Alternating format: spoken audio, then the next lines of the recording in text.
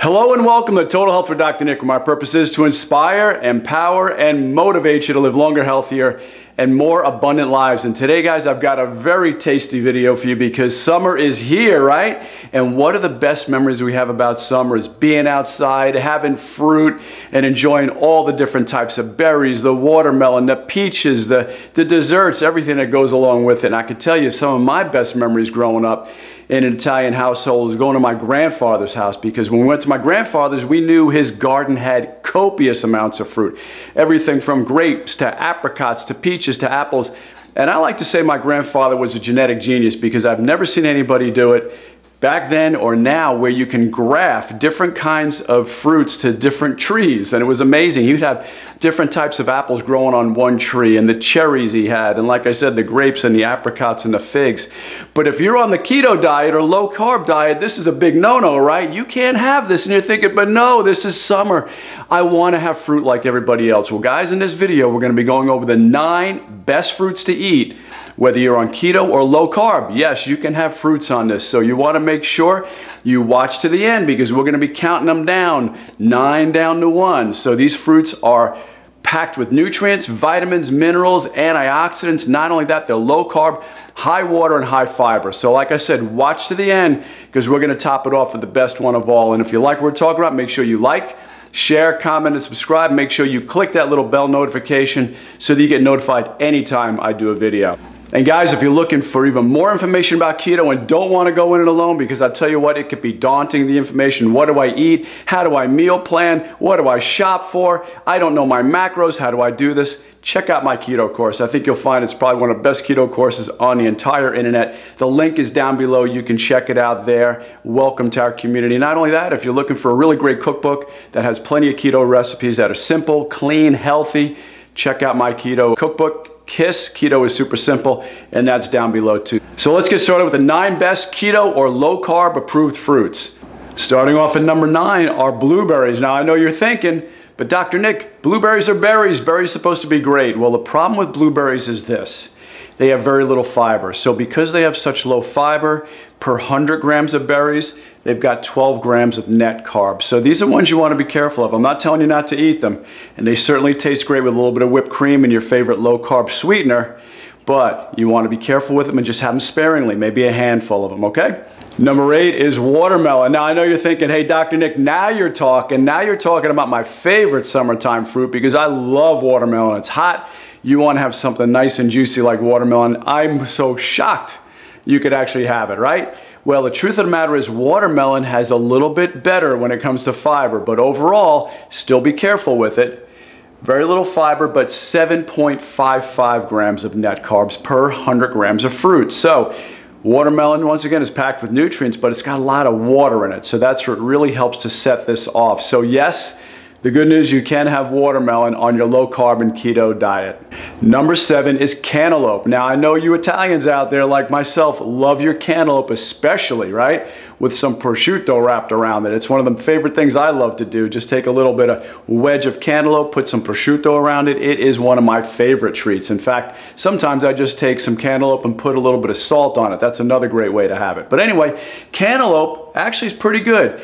8.16 grams of total carbs.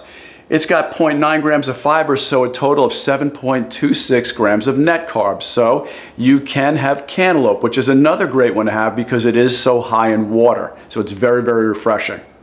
Number 6 are strawberries, right? You can't go with summer without having some strawberries. I know. Anyway, strawberries are excellent, but you want to make sure you wash them, because they're very, very dirty. Because they're so porous, they are part of the dirty dozen, which is the 12 dirtiest fruits. Now, it doesn't mean don't eat them. It just means you better make sure you clean them, because pesticides can get in it, or even better yet, make sure you have organic. That's always going to be the best way to go. But anyway, 7.68 grams of total carbs. And then it's got 2 grams of fiber, so we're starting to see a little fiber uptick here. Because of that, it lowers it to 5.68 grams of net carbs. So yes, strawberries are fantastic. In fact, you know, put a little bit of whipped cream on that, heavy whipping cream with your favorite low carb or keto sweetener, just like you can do with those blueberries, and you've got a great, great treat. Number 5 are raspberries. Now these are one of my favorites. I can tell you I can eat these by the handful, but I do have to be careful. Growing up as a kid, my neighbor behind me had a big raspberry patch, and we just spent hours in there eating raspberries. So great childhood memories of me with this. Anyway, 8.16 total grams of carbs per 100 grams of fruit, 2.72 grams of fiber, so a lot more fiber in this one, lowering it down to 5.44 net grams of carbs. So these are definitely on your have list.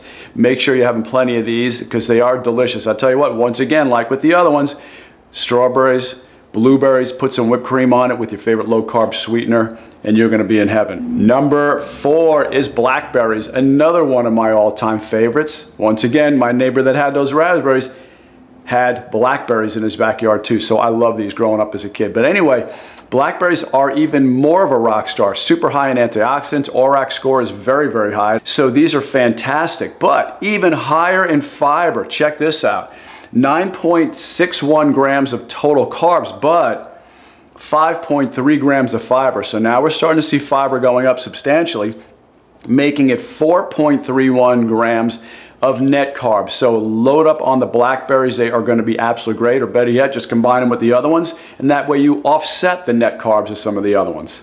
Number 3 is tomatoes. Now I know you're thinking, well, wait a minute, Dr. Nick, tomatoes are vegetables, aren't they? No, they're technically a fruit. So I don't want to get into the whole thing about it, that it has to come from the ovary of the plant and all that kind of stuff. We're not going to go there. But anyway, basically, if it has a seed and it's got a fleshy pulp around it and you can eat it, it's a fruit. That's pretty much it, how it works. But tomatoes are fantastic because they're very low total carbs anyway. Now I know some of you are thinking, well, what about, are they nightshades? Are these things we can eat? Yeah, you can eat them. Best if you peel them, so it's even better, but yes, you can eat these.